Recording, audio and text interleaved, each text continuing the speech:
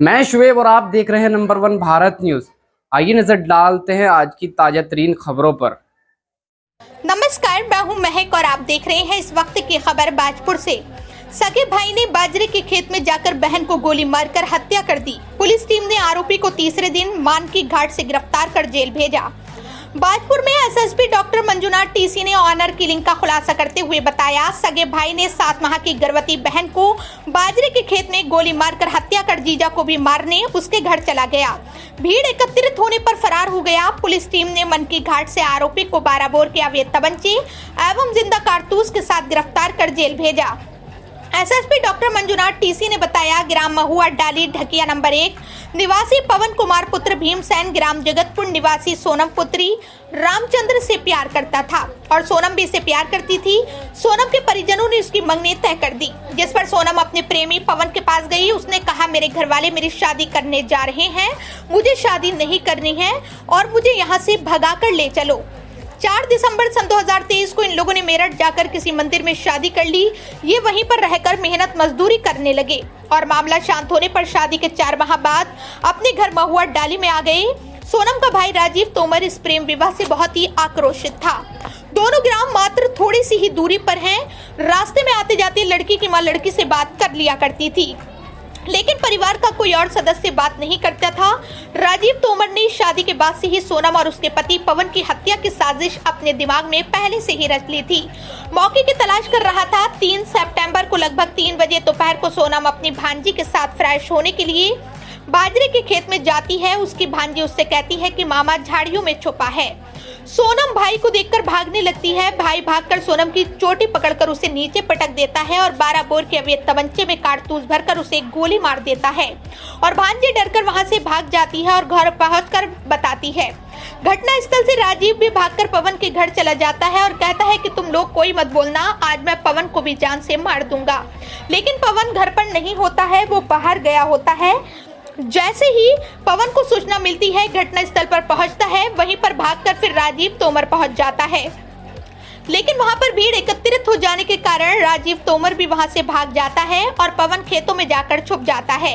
इतने में ही सुल्तानपुर पट्टी चौकी इंचार्ज अर्जुन गिरी पुलिस फोर्स के साथ मौके पर पहुंच जाते हैं। पवन घटना स्थल से भागकर स्वार पहुंच जाता है। राजीव तोमर के दोस्त ने कहा, तू सरेंडर कर दे, पवन को मारकर ही सरेंडर करूंगा, वो बोला और उसको करने के लिए फिर से आया।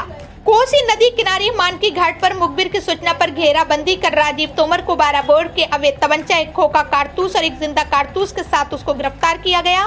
पुलिस ने आरोपी को न्यायालय में पेश किया, जहां से उपकारागार जेल हल्द्वानी भेजा गया।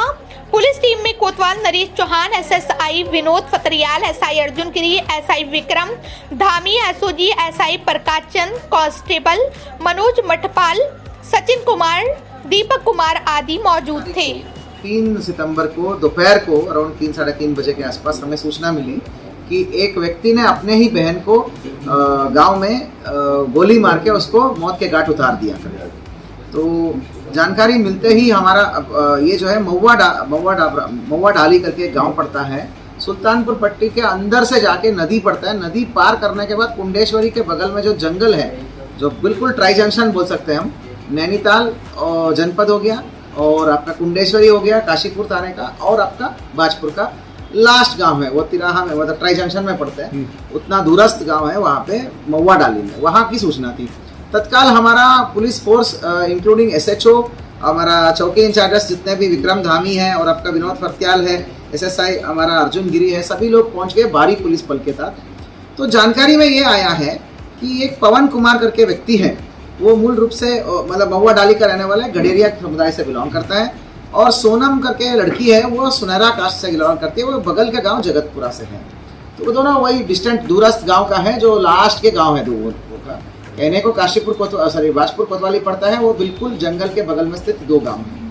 तो 3 सितंबर मतलब 3/9/2023 को लगभग 1 साल पहले ऐसा हुआ था कि ये जो सोनम है और पवन आपस में प्यार करते थे।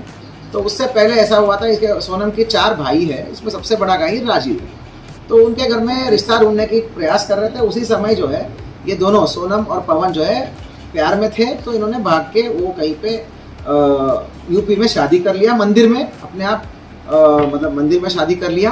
और उसके बाद कहीं मीरठ में रहने लगे, मतलब मजदूरी मजदूरी करते हुए रहने लगे। तो उस समय इनको लगा कि भाई बहुत ज़्यादा आक्रोश नहीं है। थोड़ा दिन बाद ऐसा लगा, लगातार जो है दोनों परिवारों से, दोनों का लड़का लड़की का लगातार बातचीत होती थी और इसी बीच में वो प्रेग्नेंट भी हो गई। तो दोनों परिवार से बातचीत होती थी तो ठीक ठाक ही लगा उनको कि वो वापस आ गए। तो इन्होंने कहीं पर भी ना पुलिस को, ना कोर्ट को, ना तहसील को, ना वहाँ पे समाज में भी किसी बड़े लोगों से बताना, ऐसा कोई चीज़ नहीं करा। इनको लगा कि भाई ठीक है, अभी दोनों परिवार शांत हो गए, अब सब अपने अपने काम में व्यस्त है, दोनों परिवार वाले हमसे बातचीत भी कर रहे हैं, तो वापस आ गए। पवन के जो गांव है, जो महुआ डाली में आके पवन और सोनम मियाँ बीवी, मतलब हस्बैंड वाइफ दोनों आके रहने लग गए अपने काम से। तो हुआ क्या, 4 महीने पहले आए तो तब वो 4 महीने की प्रेग्नेंट थी। अभी हाल ही में वो 7 महीने की गर्भवती थी। और लड़की की जो मम्मी है उसकी तो ठीक ठाक बोलचाल थी, लेकिन भाई लोग बोलते नहीं थे, पर बाकी ओवरऑल संबंध नॉर्मल ही था। परंतु ये था कि ये अब तो पता चला कि ये जो राजीव तोमर है, सबसे बड़ा भाई है, वो तो अंदर अंदर ही दिल में खुन्नस रखता था। कभी उसने खुलेआम जाके धमकी नहीं दिया, कभी उसने गांव वालों को नहीं बोला, कभी उसने लड़के के परिवार को डायरेक्टली जाके बोला नहीं। जब से ये वापस आए तब से कभी जाके धमकी नहीं दिया, ना किसी को बोला, लेकिन अंदर खाने बहुत दिल में बहुत खुन्नस रखता था। एक सोची समझी साजिश के तहत वो जो है कल जाता है 3 तारीख को, 3 तारीख के दिन में ही डिसाइड कर लेता है और पूरा तमंचा और उसके जो है तमंचे के साथ साथ जो है पर्याप्त मात्रा में राउंड कारतूस वारतूस सब लेके चला जाता है। और पहले जाता है वो सीधा वो सोनम के घर में, मतलब पवन के घर में, हस्बैंड के घर में जाता है। उसने जानकारी मिलता है कि वो तो खेत की तरफ गई है फ्रेश होने के लिए। फिर वो खेत की तरफ जाता है, तो खेत की तरफ जाता है तो वो झाड़ियों के पास खड़ा होता है, फील्डिंग ला के खड़ा होता है। तो वहाँ पे जो खेतों की साइड से आपकी सोनम और उसकी एक भांजी, छोटी सी भांजी रास्ते में आते रहते हैं। तो आते ही वो आमने सामने दिख जाते हैं। तो वो भांजी बोलती है, मामी देखो वहाँ मामा आ रहे हैं। तो सीधा वो दौड़ के आ गया, वो सीधे आ गया और उसकी बाल पकड़ के ज़मीन में पटक लिया। उसने ज़मीन में पटक के गिरा दिया। गिराने के बाद तमंचा निकाल के उस पर राउंड डाल के लोड करके उसके सीने, मतलब बदन पे गोली मारता है, लेफ्ट चेस्ट पे गोली मारता है और बहुत जोर आवाज़ आती है। तो वो भांजी भाग जाती है। भांजी भाग के पास में ही पवन के घर में चली जाती है। तब ये वहाँ नहीं छोड़ता वो, फिर उसके बाद राउंड लोड करके पवन के घर आता है और पवन के घर वालों को सबको दिखाता है कि तुम लोग कोई बीच में नहीं आओगे, आप पवन कहाँ दिखाओ, मुझे पवन को मारना है। तो लेकिन अदृष्टवशात बोलो, मतलब भाग्य बोलो कि वहाँ पे पवन उस घर में नहीं मिलता, वो कहीं पे बाहर खेतों में जया रहता है किसी अपने काम से। तो इसी बीच में सारे, मतलब गोली की आवाज़ है, हल्ला मचता है, सारे लोग इकट्ठे होते हैं, तो लोग ज़्यादा इकट्ठे होने लग गए। इसी बीच में पवन को जब खबर मिलता है तो वो अपनी बीवी जहाँ पड़ी रहती है वहाँ तक जाता है। ये चीज़ दिख जाता है इसको, किसको, आपका राजीव को। राजीव भी भागता है, लेकिन गांव के सारे पब्लिक इकट्ठे हो जाते हैं। तो पवन जो है आगे भाग जाते हैं, वो छोटा छोटा नाली कूद के खेतों में अंदर चली जाता है। तो ये भी उसके पीछे भागता है। परंतु उस दौरान सारे गांव तब तक जो है 5-7 मिनट हुआ रहता है, पूरे गांव देहात में तो तुरंत लोग इकट्ठे हो गए।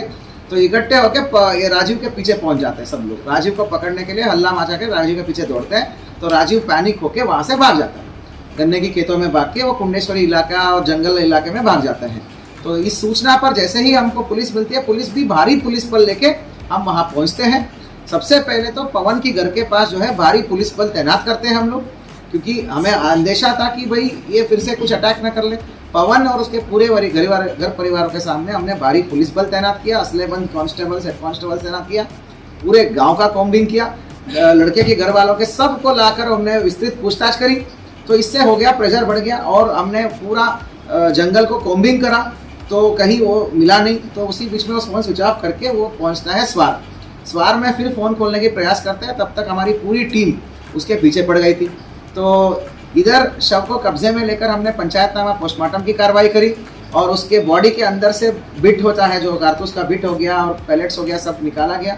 और पंचायतनामा पोस्टमार्टम करने के बाद उसी दिन शाम को हमने 302 का FIR हमने लिख दिया, दर्ज कर दिया। तो अल्टीमेटली जब लगातार हम उसके पीछे पड़े तो ये हमें जानकारी मिला कि ये फिर से पवन को मारने के लिए ही आने वाला था। तो उसने अपने किसी दोस्त को संपर्क करके बोला कि मैं पुलिस में सरेंडर कर लूँगा, लेकिन पहले पवन को मार के सरेंडर करूँगा। तो इस अंदेशा से हमें पता था कि किस तरफ से आएगा, किस रास्ता से आएगा। सर्वेलांस के माध्यम से और मैनुअल के माध्यम से हमें अंदेशा था जिसके यहाँ से वो जिस गांव के यहाँ होते हुए जाएगा। अंततः कल शाम को ये मान की घाट सुल्तानपुर पट्टी से हमारी पुलिस टीमों ने गिरफ्तार कर दिया है। इस आदमी को किसी भी प्रकार का रिपेंट या रिजेंट मतलब क्या बोलते हैं, पश्चाताप या नमस्कार, मैं हूं महक और आप देख रहे हैं इस वक्त की खबर किरतपुर से। किरतपुर में यहां से लगभग 12 किलोमीटर थाना क्षेत्र के ग्राम कुम्हेड़े में दिन दहाड़े सशस्त्र बदमाशों ने एक जन सेवा केंद्र लूट लिया। घटना से पुलिस विभाग में हड़कंप मच गया और गांव के आसपास सनसनी फैल गई। पुलिस कप्तान ने घटना स्थल का दौरा किया। घटनाक्रम के अनुसार ग्राम औरंगपुर नंदलाल कुम्हेड़ा में शिवम कुमार प्रजापति पुत्र नंदनराम जन सेवा केंद्र चलाता है।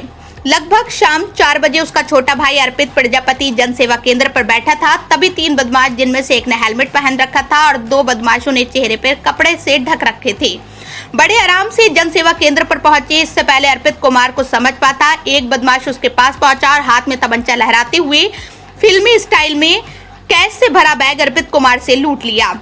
बदमाश बिजली की सी फुर्ती दिखाते हुए हाथों में तमंचा लिए फरार हो गए। मौत के साय से डरा सहमा अर्पित कुमार जन सेवा केंद्र से बाहर निकला और शोर मचाया, परंतु तब तक बदमाश फरार हो चुके थे। घटना की सूचना मिलते ही नवागत थाना प्रभारी जय भगवान सिंह, SSI योगिंदर सिंह घटनास्थल पर पहुंचे और लूट की जानकारी प्राप्त की। अर्पित कुमार के अनुसार बदमाश लगभग 75,000 रुपए से भरा बैग लूट कर फरार हो गए।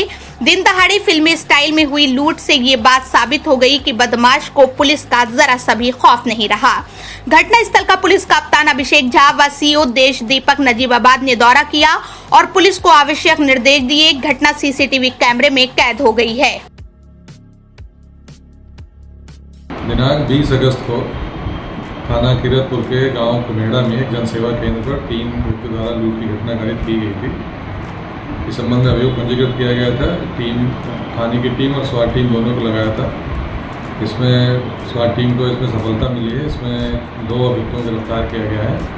उनके कब्जे से घटना में जो लूटे गए रुपए थे वो बरामद हुए हैं।